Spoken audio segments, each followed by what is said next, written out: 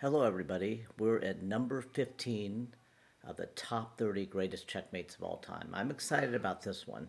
And wasn't that a great picture of the chess piece, the very expensive chess piece at the St. Louis Chess Club that I saw? It's probably still there because it was very expensive, but hopefully you get a chance to see it. But now we're at number 15, and a lot of people have been messaging me and asking me, they say, Mr. Dean, all these games have been from so long ago, like a billion years ago. Aren't there any new games that are on your greatest list? And well, let's just be honest. A lot of the great games were many, many years ago. They just were a billion years ago. That's how it is. But there is this game, number 15 on my list, that I saw not too long ago that I thought, I thought this game reminds me of someone. I couldn't quite think of who it was. Somebody great player, handsome. I can't think of. Oh yes, myself.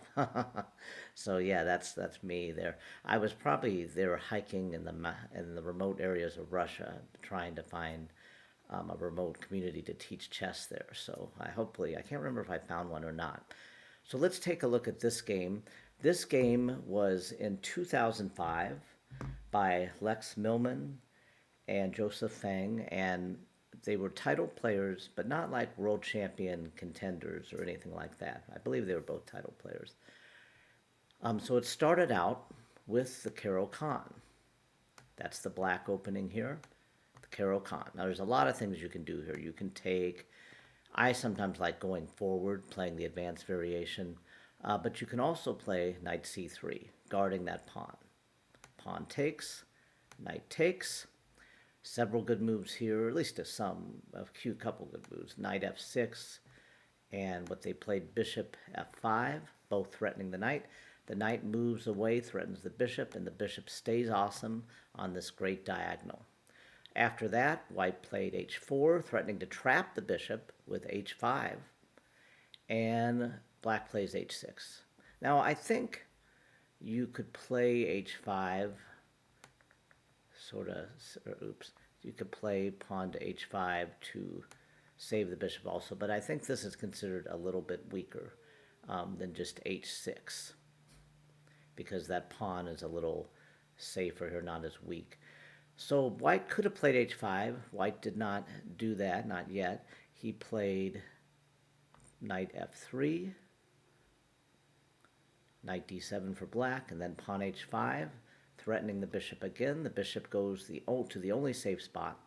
What safe spot is that? Go ahead and pause the video if you need to. Or should the black bishop go?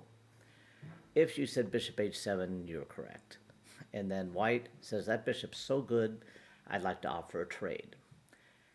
Black takes. How should you take that back, everybody? Pause the video if you need to.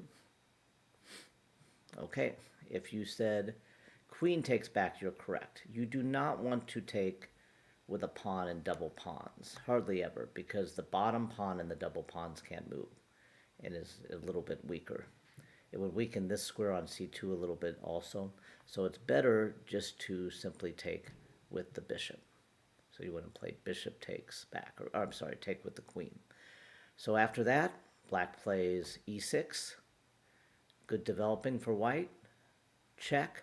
Usually those kind of checks aren't so great because you can move it away with the c3, although in this game I think there is some wisdom in getting white to play c3. They backed up, castle queenside for white, the other knight to f6, and king moves over. Now sometimes the king being on these dark squares can get in trouble, so white moved over, and then black castles. So everybody is developed.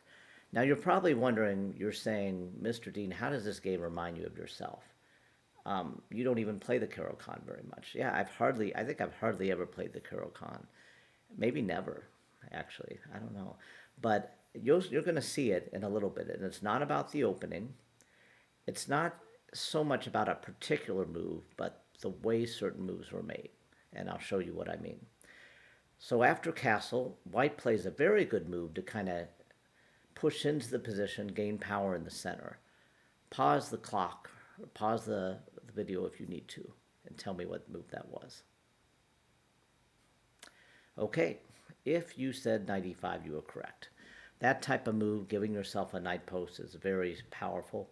I think if black plays knight takes, I think it would be best to probably just take with the bishop here, or I prefer the bishop, but if you look at like the engine, it kind of likes the pawn just as well. It doesn't mind trading queens, but either way, it doesn't look to be too bad. So knight e5, what was played, pawn c5, challenging that center.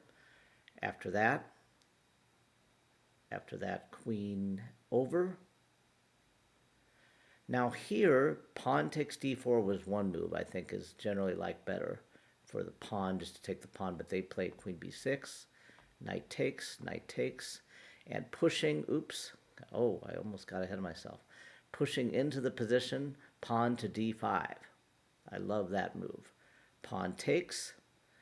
They don't take back with either the queen or the knight, but there's a little bit of a hole here for white to attack now that the pawn's taken. So they play knight f5, bishop goes to f6, and then rook takes here.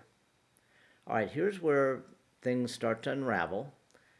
And already now, white's considered pretty far ahead in the game. I mean, you just look at the position, look at the knight, how powerful it is. Here, the queen goes to e6. And now white thinks it's time for a sacrifice. The sacrifice is bishop takes h6. Now, believe it or not, this is not really considered the best move here. It's better to sit more on the position and play backing it up. That's what computers would say. Although I don't know if I would have seen that in this position. I'm not sure I would have taken that, but it looks kind of good to take when you look at it, because bishop, and you're at least going to get two pawns for it if they take back. So bishop takes, and after bishop takes, they did not take back. But if they did, this move is pretty interesting. Rook to d6, but they did not take back. Instead, after bishop takes, knight e5. Great move. And now the game's almost equal. White's probably still a little better here. White plays queen to e4, doesn't want to get taken. And black backs up, offering a trade of queens. Now, if they do trade queens, first of all, that would be pretty bad because black takes and forks. So you definitely wouldn't want that. So he probably didn't want to trade queens by any means. But what did happen was he backed up to f3. So the queen backed up. Then the knight goes here again. He goes to e4 again. And then knight goes here. So white could have got a three-move repetition, backing up, going back. Now, where this reminds me of myself is sometimes I get into positions where I'm not sure if I want to go for it and go for the win, and I'll just take the draw. I've done that a lot of times. I'll think to myself, well, I don't want to lose. It's going to be, I'll feel bad if I lose. And I try to be that person that goes for the win, because that's what I play chess for, to win and to kind of have fun trying to win. And maybe this went through this title player's head, I don't know, but I like to think it did. I like to think he was thinking, I could just tie this game. So here, what he did, though, was something different. He decided to sacrifice the rook to keep the attack going. So he played queen g4. And, of course, take. What should white do next, guys? Pause the video if you need to. Okay, if you said bishop takes g7, you were correct. That looks like a fantastic move. Obviously, if bishop takes bishop, then this would be checkmate. But he wasn't going to make it that easy. So after bishop to g7, black checks. King moves out of the checks, say no more checks for you. Then, like I said, he can't just take the bishop and give checkmate, so he threatens the queen. And this is pretty awesome, this checkmating attack here. It's just awesome. Tell me if you see the next move. Say it out loud, pause the video. Okay, knight to e7 check. So now if bishop takes here, if bishop takes, white could take check, and then, I mean, there's a lot of things. He could move over and then the queen gets checkmate down here, or he could block with the bishop, but then checkmate would come later. So he can't really do that. And what he did do here was he played, so black plays bishop takes, or no, black plays king over. And now let's see if you see this awesome move here. Pause the video if you need to.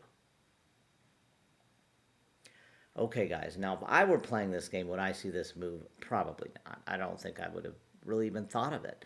I would look at this g6 square and think, okay, it's defended by the pawn, the knight, and the queen. There's nothing that can happen there. I would have looked for a different move. I don't know what I would have played, but I would not have thought too much on the move that was played. Check this move out, queen g6, check. Can take it by so many different pieces. And they take here, check, or not check, they take, and then white takes with a check, double check from the pawn and the rook. How can you get out of double check? Well, you can basically just move the king over to take. Pause the video if you need to show me the checkmate. All right. If you said rook to h7, you were correct. A fantastic checkmate not too long ago, about 19 years ago. So guys, I do hope you enjoyed this checkmate. I enjoyed it when I first saw it and thought, that just reminds me of just, that special someone, So we will see you in the 14th checkmate of all time coming up next. And also, I have a winter break camp I'm going to post pretty soon. So I look forward to that. We'll see you soon.